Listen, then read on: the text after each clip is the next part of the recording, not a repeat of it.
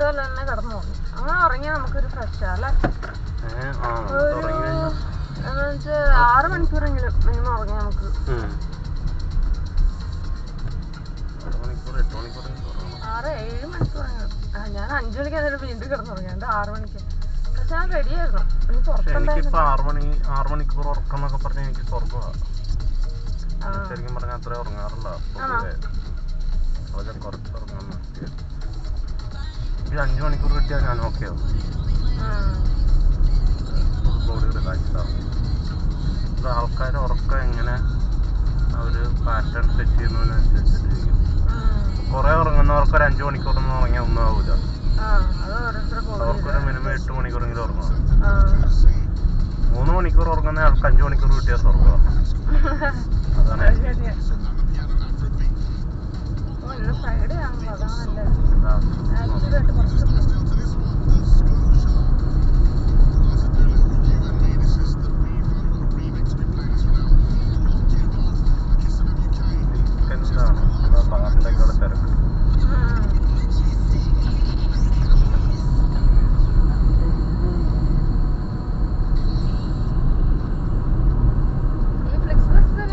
ഇവിടുന്ന് ഇല്ലല്ലേ?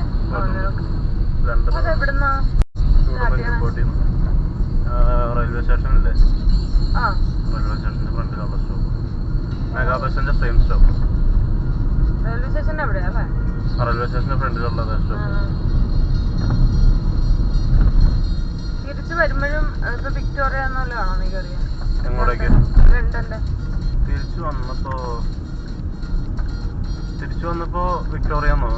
ഞാൻ എയർപോർട്ടിൽ തിരിച്ചു വന്നപ്പോ ഞാൻ എങ്ങനെയാ വന്നേ? വളരെ ഓർക്കുന്നില്ലോ. പറഞ്ഞ ഓർമ്മയിലേക്ക് പോയി. തിരിച്ചു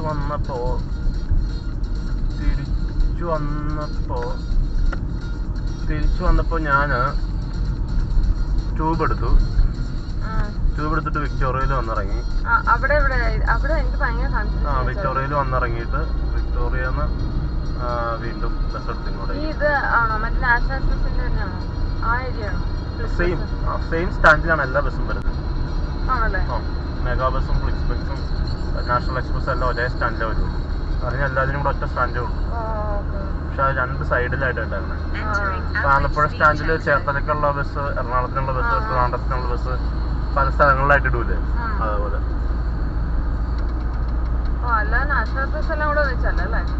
അതെ.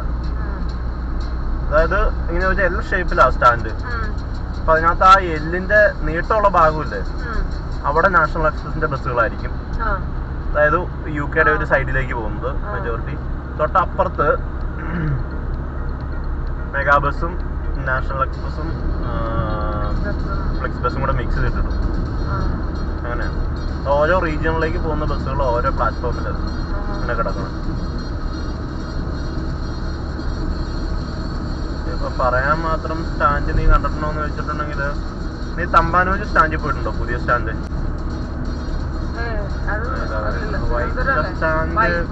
വൈറ്റിലെ ഹബ്ബ്. പക്ഷെ വൈറ്റിലെ ഹബ്ബ് അത്രയും പ്രോപ്പർ അല്ല. വൈറ്റിലെ ഹബ്ബ് ഇങ്ങനെ എന്തിട്ടുണ്ടെങ്കിൽ ചുമ്മാ ഒരു ഹബ്ബ് മാത്രമേ ഉള്ളൂ. ചുമ്മാ ഇങ്ങനെ ഇത് മാത്രമേ ഉള്ളൂ. പക്ഷെ തമ്പാനൂരെന്ന് വെച്ചാല് തമ്പാനൂരത്തെ സെയിം സെറ്റപ്പിലാണ് ഇവിടെ. പക്ഷെ തമ്പാനൂര് മറ്റേ ഡിസ്പ്ലേയും കാര്യങ്ങളൊന്നും ഇല്ല കേട്ടോ. പക്ഷെ അതേപോലെയാണ് ബസ് കൊണ്ടുവന്നിടുന്നത് ഓരോ ലൈനില്. അപ്പൊ നമ്മളവിടെ ചെല്ലുമ്പോൾ തന്നെ ബോർഡിൽ നമ്മൾ ട്രെയിനിൽ എങ്ങനെയാണോ പോണേ അതേപോലെ തന്നെ നമുക്ക് ബോർഡിൽ നോക്കിയാൽ അറിയാം. ബോൺമൗത്തിനുള്ള ബസ് ലൈൻ 1-ല്, കാർഡിഫിനുള്ള ബസ് ലൈൻ 3-ല്. അപ്പൊ നമ്മൾ ആ ലൈൻ 3-യുടെ അവിടെ പോയി നിന്നാൽ മതി. ഇന്ന സമയം ഇന്ന ബസ് ഇന്ന ലൈനിന്റെ അവിടെ എന്ന് പറഞ്ഞിട്ട് ഇങ്ങനെ വരും. അപ്പൊ നമ്മൾ ആ ലൈനിന്റെ അവിടെ പോയി വെയിറ്റ് ചെയ്താൽ മതി. അവിടെ വെയിറ്റ് ചെയ്യാം. തമ്പാനൂര് KSRTC ടെർമിനലിൽ വലിയ ടെർമിനലില്ല. പഴയ സ്റ്റാൻഡിലാട്ടോ, പുതിയ സ്റ്റാൻഡ്. പക്ഷെ അങ്ങനെ അതാ പറഞ്ഞത്, അങ്ങനെ ഡിസ്പ്ലേ ഒന്നും തമ്പാനൂരില്ല. പക്ഷെ ബസ്സുകൾ ഇങ്ങനെ ഓരോ ലൈനിലാണ് കൊണ്ടുപോയിടുന്നത്. നല്ല ഇപ്പൊ നിലവിൽ കണ്ടേക്കണത് തമ്പാനൂര് തൊടുപുഴ സ്റ്റാൻഡ് നല്ല സ്റ്റാൻഡാ, പ്രൈവറ്റ് സ്റ്റാൻഡ്.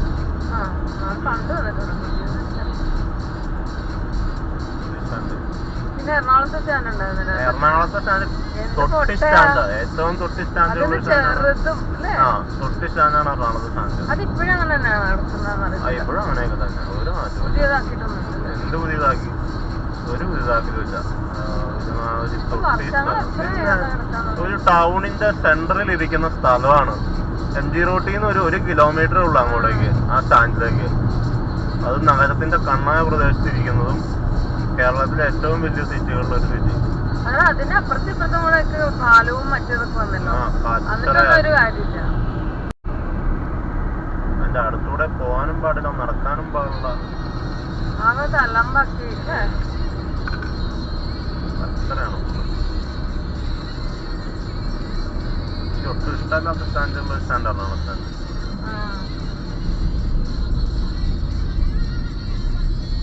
നീ സൗത്ത് സ്റ്റാൻഡ് കാര്യമല്ല പറഞ്ഞേ?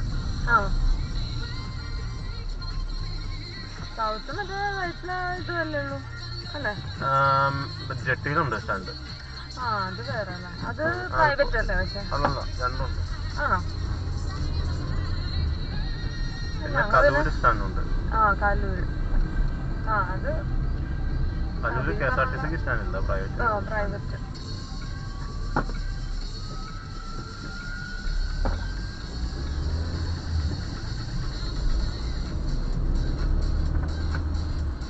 നല്ലൊരു സ്റ്റാൻഡ് വേണ്ടത്.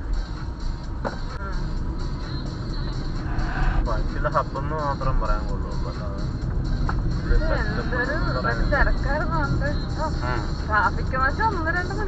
ഇപ്പോഴും ട്രാഫിക്കൊക്കെ ഉണ്ട്. നമ്മൾ പിന്നെ കാറിൽ സഞ്ചരിക്കുന്ന കാരണം അവിടത്തെ വെച്ച് സെറ്റപ്പ് എന്ന് വെച്ചാല് കയ്യൊക്കൊള്ളാൻ കാര്യക്കാരനാണ്. ഇവിടത്തെ പോലെ മര്യാദയൊന്നും ഇല്ല റോട്ടില്. ഞങ്ങളതുകൊണ്ട് പിന്നെ എന്റെ വണ്ടിന്ന് വെച്ചാല് ആ വണ്ടീന് ഇങ്ങനത്തെ ചെറിയ വണ്ടിയല്ല ഞാൻ നാട്ടിൽ ഞാൻ ക്രിസ്റ്റ ഉപയോഗിക്കുന്നു. വലിയ വണ്ടിയാണ്, ഇന്നോവയുടെ ക്രിസ്റ്റ അത്. അപ്പൊ അതിന് ഇതിനേക്കാൾ ഈ കാറിനേക്കാളും സൈസ് ഉണ്ട്. അപ്പൊ അത്ര സൈസ് ഉള്ളതുകൊണ്ട് ആൾക്കാർ മാറും. പിന്നെ അത്ര വലിയ വണ്ടി ക്രിസ്റ്റ. ഈ വണ്ടി ഉണ്ടോ? ഈ വണ്ടിയുടെ സൈസ് ഉണ്ട്, ആ വണ്ടിയുടെ സൈസ് ഉണ്ട് ക്രിസ്റ്റയ്ക്ക്, അത്ര സൈസ് ഉണ്ട്. അപ്പൊ ആ വലിയ വണ്ടി വരുമ്പോഴത്തേക്ക് ആൾക്കാർക്ക് ഒരു, കാരണം ഞാൻ കുറച്ച് റഫ് ആവും ചില സമയത്ത്.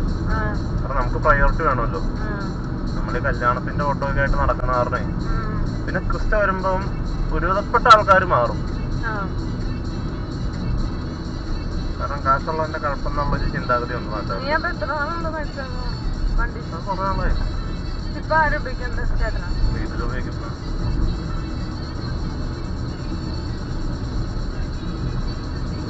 കല്യാണത്തിനാകുമ്പോ നമുക്ക് ഒന്നും സമയം ഉണ്ടായില്ല. ഇനി പോയാൽ ചിലപ്പോ റിലാക്സ് ചെയ്യാം.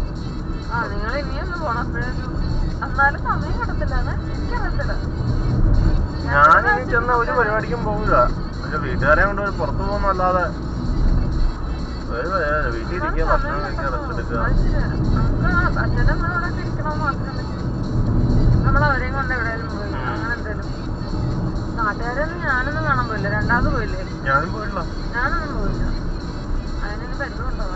ഞാൻ പോയില്ല. എന്റെ ഈവൻ കല്യാണം വിളിക്കാൻ വേണ്ടി അയലോക്കങ്കാരുടെ അടുത്ത് കല്യാണം വിളിക്കാൻ വേണ്ടി പോയത് എന്റെ അമ്മയാ പോയത്, ഞാനല്ല പോയത്. കാരണം എനിക്ക് അതിനുള്ള സമയം കിട്ടിയില്ല. ഞാൻ മനഃപൂർവ്വം അവോയ്ഡ് ചെയ്തല്ല, അതിനുള്ള സമയം കിട്ടിയില്ല. ഞാൻ അതിനും കൂടെ നിന്നിട്ടുണ്ടെങ്കിൽ ഒരു ദിവസം അങ്ങനെ കളയും. ഞങ്ങൾ ശരിക്കും പ്ലാൻ ചെയ്തിട്ടാട്ടോ പോയത്, ഇന്ന ദിവസം ഇന്ന പരിപാടി. അതുകൊണ്ടുള്ള നിങ്ങളൊരു 3 ആഴ്ച കൊണ്ടല്ലേ പോയെ? അല്ല 3 ആഴ്ചത്തേക്കാണോ പോയെ?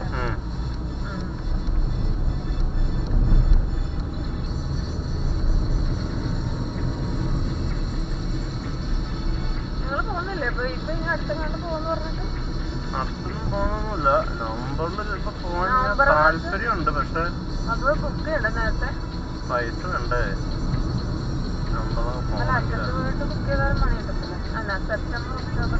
എന്തൊക്കെയാ ഫ്ലൈറ്റ് ബുക്ക് ചെയ്യാനോ? ഫ്ലൈറ്റ് ബുക്ക് ചെയ്യാൻ 1 മാസം മുന്നേ ബുക്ക് ചെയ്താൽ മതി.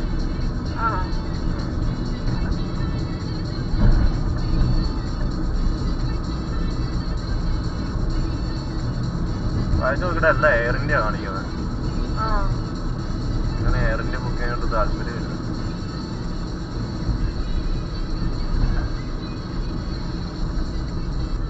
ഓരോ മാസം മാറി മാറി പോകുന്നതാണ്.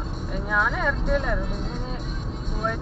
പോയി കഴിഞ്ഞാലേ എനിക്ക് വിശ്വാസമില്ല. കാരണം നമ്മൾ 1,500 പൗണ്ടും കൊടുക്കും. ഫ്ലൈറ്റ് എല്ലാം ക്യാൻസൽ ആയിട്ടുണ്ടെങ്കിൽ നമ്മുടെ സകലമാന പരിപാടിയും തെറ്റും.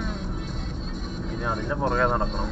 19 രൂപ കൊടുത്തിട്ടാണ് മനസ്സമാധാനത്തോടെ അല്ല ഖത്തറിലോ എമിറേറ്റ്സിലോ എത്തിഹാദിലൊക്കെ പോയിട്ട്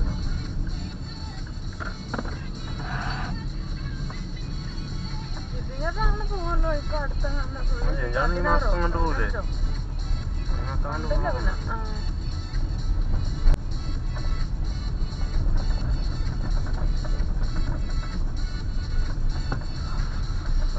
വലിച്ചെറിഞ്ഞിട്ട് പോയി